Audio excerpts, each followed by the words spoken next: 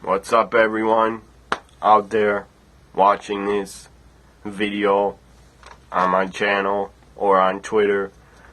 Thanks for checking it out.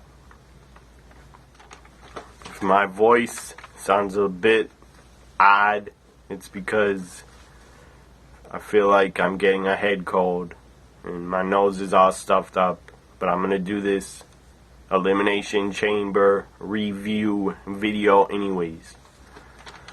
First match that kicked off Elimination Chamber 2 days ago was the WWE Tag Team titles. The New Day defending against Los Matadors, Lucha Dragons, The Ascension, Cesaro and Tyson Kidd, and the Prime Time Players. And the New Day were walking in tag team champions, and everybody knows they walked out with the tag team titles as the New Day retained the tag team titles. This was the first chamber match of the Elimination Chamber pay-per-view, and it was a good one. I thought it was entertaining, and the Primetime Players lasted till the end. They looked very good. Titus O'Neil was a beast in there. He was taking everybody out. He was destroying Big E, and once he got his head out of the chain link fence, once he got his head out of the chain of the chamber, then he started kicking ass and taking names. Titus O'Neil. Tyson and Titus sound the same, but I'm talking about Tyson, not Tyson. My God, I'm fucked up today. My head is not thinking right. Just got out of bed. Anyways. Titus O'Neil. I meant Titus O'Neil. Once he got his head out of the chamber, he started kicking ass and taking names and destroying Kofi and Big E and Woods. Darren Young also looked very good in it. Primetime Players look great. They should very soon get a tag team title run, I think, but who knows if they ever will. I could see the Primetime Players feuding with the New Day for the entire summer, and possibly at SummerSlam, maybe they'll win the tag team titles from the New Day. But first chamber match of the night, tag team titles run the line. You had 6 tag teams in there. It was very entertaining, very well done chamber match.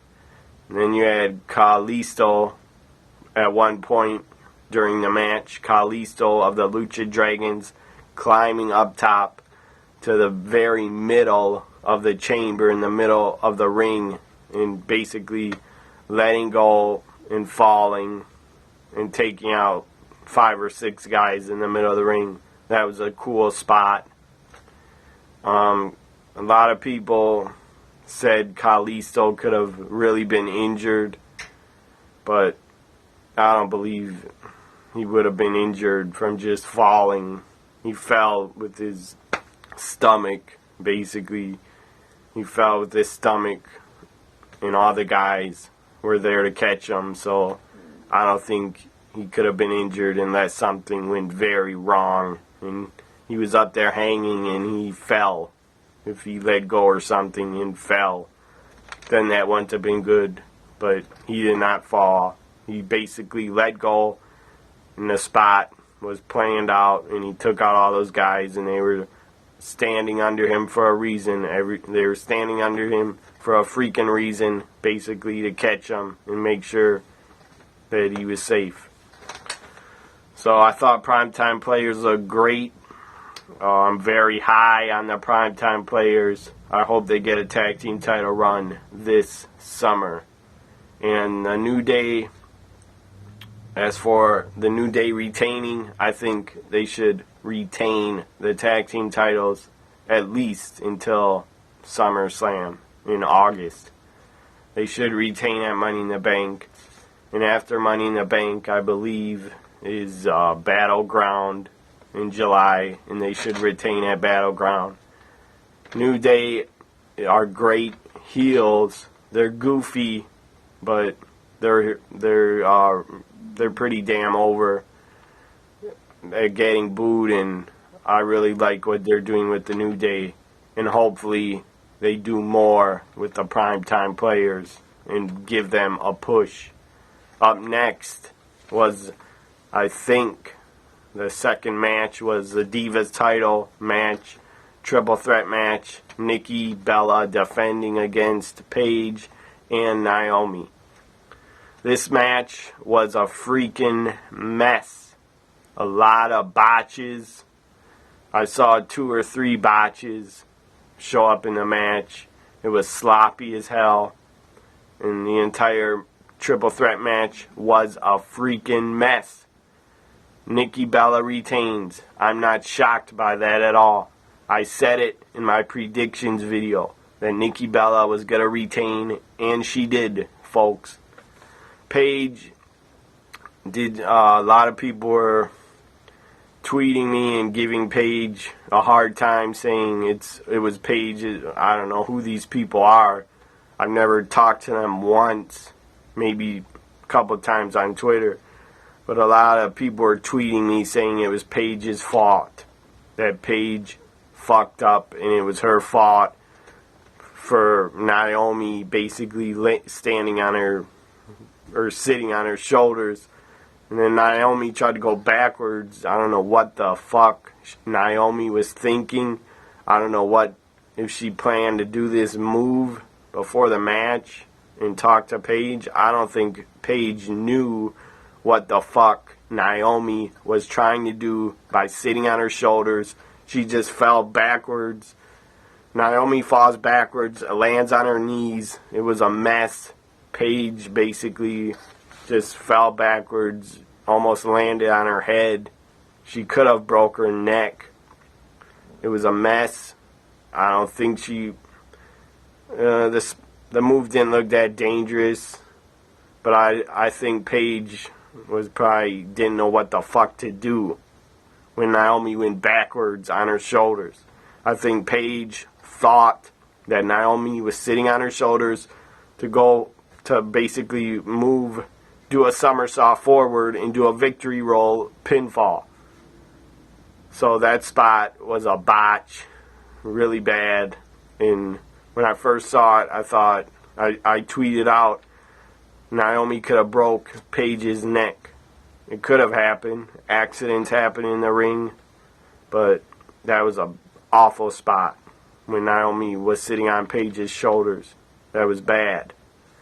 Put a bad taste in my mouth for the entire Triple Threat Divas match. I did not enjoy it at all. And then you have Nikki on the second rope, trying to jump backwards and do a kick into Paige's face. I guess Paige was supposed to be there for Nikki, and she wasn't there. And Nikki jumped off the second rope and totally missed the kick and didn't hit anybody and basically fell on her side. And Nikki looked shook up like she was hurt. And Nikki looked like she was confused, like where the hell was Paige or Naomi to take her kick off the second ropes, the back kick. I don't know what happened there. It was a freaking mess. A lot of people tried blaming Paige, that she wasn't there for Nikki, that Paige messed up the spot. Maybe she did, but who cares? People mess up. Even the best pros in the business mess up sometimes. I'm not gonna freaking bash Paige if she did mess up in the match, because before the match she was off for basically a month, not wrestling, and she did wrestle before Elimination Chamber, once on Raw, once on SmackDown. That's not enough to get ready for a pay-per-view. only wrestling twice, and then you got to work a triple threat pay-per-view. And then the timing. The match only lasted about 7 minutes, or maybe less, 7 or 6 minutes, close to 7 minutes. They did not give the Divas title match, triple threat at Elimination Chamber. They did not give it enough fucking time. And then all the botches in it made it really, really hard to watch. And for damn sure, the triple threat Divas title match at Elimination Chamber was not anywhere fucking close to Sasha Banks and Becky Lynch at Unstoppable. That match was fucking awesome. And Becky and Sasha work very well together and had an awesome women's title match. Triple threat at Elimination Chamber for the Divas title was not awesome. I don't think Paige, Nikki, and Naomi, I don't think they work well together because the match was just awful. And for Naomi not winning the title again, her time is done. I'm done with Naomi getting title shots. Naomi is finished. Please, WWE, don't give her any more title shots. Don't give her any more opportunities. Naomi had her shots, and the WWE did not pull the trigger and give her the Divas title. They did not let her win it. She should have won it 2 months ago, or whatever. Whenever she challenged Nikki for the title, I think it was Extreme Rules. Naomi, they should have put the belt on her then. But I guess WWE has no faith in Naomi. She is not over with this new character she has, with the new theme music and all that crap, and those stupid looking sunglasses, and her new wrestling gear, and her new attitude is stupid. It's not working, in my opinion. And Naomi, it's not really Naomi's fault that they gave her a new character and turned her heel. But I don't like it. And Naomi's time is done getting title shots. As for Nikki retaining, they probably thought in their head, hey, AJ Lee's title run of whatever, 295 days. Someone tweeted me her title run lasted 290 days. I thought it lasted like 200 or something. I didn't pay attention how long AJ had the title, for how many days. I didn't pay attention because I was never a AJ Lee mark. I never was. She was a good wrestler, very good wrestler in the ring. She was very good at promos, very, very good at talking, and she was a good wrestler. Definitely AJ was a better wrestler than Nikki and a better champion than Nikki, but who cares? AJ's gone, people, and she's not fucking coming back, so get over it. Nikki's gonna beat her title reign, and Nikki Bella is going to be the longest reigning Divas champion. Everybody out there better face it. And who really gives a fuck? WWE's just doing this because AJ Lee retired. And it doesn't upset me. I don't care if Nikki breaks AJ's record. I could care less. But anyways, who cares? Nikki soon is going to break AJ Lee's Divas title run record as the longest reigning Divas champion, and I could care less. I'm going to move on. Nikki Bella retained at Elimination Chamber. Up next was, I believe the next match was Kevin Owens versus John Cena. First thing I want to do is give them a round of applause. This match was fucking great. It was a hell of a match. Kevin Owens' first pay-per-view match. his WWE pay-per-view debut versus WWE's Golden Boy, the face of the company, Super Cena, John Cena, versus Kevin Owens, champion versus champion. And this match was great. At the end of the match, before the end of the match, you had Kevin Owens. This guy pulled out moves I didn't know he had in him. He did a swanton bomb off the top. He's a big guy. He's a little bit overweight. I don't care how he looks. I'm just judging his talent. And the guy, Kevin Owens, is fucking awesome in the ring. And he's awesome on the mic. And Vince Russo and his dumbass articles he wrote on Kevin Owens people will never, I don't know what the fuck he even said, I don't remember, but Vince Russo basically said Kevin Owens is just a wrestler and nobody will ever pay to see him and he's boring and, well, I disagree totally. Vince Russo, F off. You're an idiot. You're bitter because you're not in the business anymore. And I don't know if you want to be in the business anymore. And I don't care. Vince Russo sucks. I'm sure he wrote some good storylines in the Attitude Era. I'm not going to deny it. Vince Russo is very good working alongside Vince McMahon in the Attitude Era. I'm sure he was good at his job, but he's not good anymore writing for these wrestling sites, giving his opinions on Sami Zayn and Kevin Owens. It's stupid, Russo. You don't know what the fuck you're talking about. And then you're talking about wrestling will be dead in whatever you said, 15 years or 50 years. You said wrestling will die. I disagree.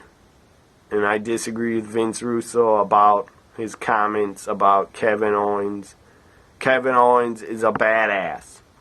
He should be booked as a badass that can talk and that can beat the hell out of anybody. That's how he should be booked. He's a badass. He doesn't need a goddamn character. Kevin Owens is just a badass. So Owens, during the match, he pulled out that swanton bomb. And then he pulled out a backflip. Very impressive for a big guy. And he worked great with John Cena. And Cena worked great with Kevin Owens. They're having another rematch at Money in the Bank in 2 weeks. So I look forward to another great match with Kevin Owens and John Cena. Kevin Owens wins with a pop-up power bomb. And a lot of people were shocked when he won. I know Twitter was shocked. And the people I follow and talk to, and the people that talk to me on Twitter, they were shocked that Kevin Owens went over clean. It's a clean pinfall victory. Kevin Owens wins, beats John Cena with a pop-up powerbomb. And after the match, Kevin Owens, the NXT champ, got on the microphone and said, "John, it's your time to go. And my time is now. The champ is here." That was great after Kevin Owens won and said that on the mic. And a lot of fans agree that John Cena's time at main eventing and being world champion again, a lot of fans agree that it's John Cena's time to go. Will he be going, and will WWE let him go and retire? No. And you're delusional if you're a fan out there. You are fucking delusional if you think John Cena is going to just walk away and leave within the next 5 years. I think he'll be around 5 more years, maybe longer. Cena is not going anywhere, but hopefully he won't be in the main event of every pay-per-view for the next 5 years. Hopefully guys like Ambrose, Rollins, Owens, Samoa Joe, new guys, Sami Zayn, Finn Balor, Otami, Tyler Breeze, all those guys in NXT. Hopefully all those guys get to be in the main events for the next 5 years and beyond. So Owens and Cena was awesome. It was the match of the show for sure. Up next, Neville took on Bo Dallas, former NXT champions, going at it. Neville hits the red arrow. Not a shocker. Neville wins. It was an okay match. It didn't bore me, but it wasn't great. And the crowd, during a lot of the matches, the crowd sucked. In Corpus Christi, Texas, the crowd sucked for Elimination Chamber. So Neville wins. On to the next match. Neville is very impressive. I like the guy. He's awesome. Up next was the Elimination Chamber Intercontinental title match. Intercontinental title on the line. Daniel Bryan was sitting at ringside to award the title to the new champion. Basically, Rusev was supposed to be in this match. He got injured on last Tuesday on SmackDown, so I believe he fractured his foot. So Rusev was out. That's a damn shame. I picked Rusev in my predictions video to go over and win the Intercontinental title. It did not happen because Rusev was out of the Chamber Intercontinental title match. That sucked. Replacing him was the world's strongest man, Mark Henry. And you had Bad News Barrett, R-Truth, Dolph Ziggler, Mark Henry, Sheamus, and Ryback. 6 guys in the chamber match. Came down to Sheamus and Ryback. And thank fucking God, that Ryback won the title and they did not give it to Sheamus. I don't know why. I can't explain it. But I hate Sheamus. I hate his look. I hate how he acts. I hate how he talks. I dislike Sheamus very much. So I'm glad Ryback won. Daniel Bryan comes in the ring, gives him the Intercontinental title, tries to put over Ryback. Everybody out there, we should all give Ryback a chance. He might be a good Intercontinental champ. I'm not a big Ryback fan at all, but I do not hate the guy. I'm going to give him a chance, and maybe he'll impress me. Up next was the WWE World Heavyweight Championship. Seth Rollins defending against his former Shield friend and Shield brother, Dean Ambrose. 1-on-1 for the title on a pay-per-view main event to close the show. That was awesome. You had J&J Security at ringside again, and Glenn at ringside again. For anybody out there that is stupid enough that doesn't know, Glenn is Kane, and I call him Glenn because he's not Kane. The guy you're seeing on TV every week is not Kane. He's Glenn. So, Rollins. This was a crazy finish. A lot of people were calling it a Dusty Rhodes finish. And a lot of people thought Ambrose Rollins and the finish of the match was entertaining and they liked it. I enjoyed it. You had the ref. Basically, Ambrose jumped off the top rope and Rollins pulled the referee's arm. Ambrose takes out the ref, the original referee that started the match was taken out. Ambrose hits Dirty Deeds, his finishing maneuver. A new ref runs to the ring, counts 1, 2, 3. The place pops. The reaction was not that great. I thought when Ambrose won, the place probably was in shock that the new ref counted the pinfall on Rollins. So then they started basically standing up and cheering more and more that Ambrose won the WWE title, or at least everybody thought he won the WWE title. I said it right away on Twitter. They're going to take it from Ambrose because the original official did not count the 3. And then basically they did take the original ref disqualified Seth Rollins. So Dean Ambrose wins by disqualification. Seth Rollins on the outside grabs the title. He retains the WWE World Heavyweight Championship by disqualification, because everybody out there should know, if you're not stupid as fuck, that on a disqualification you cannot win a championship on a DQ.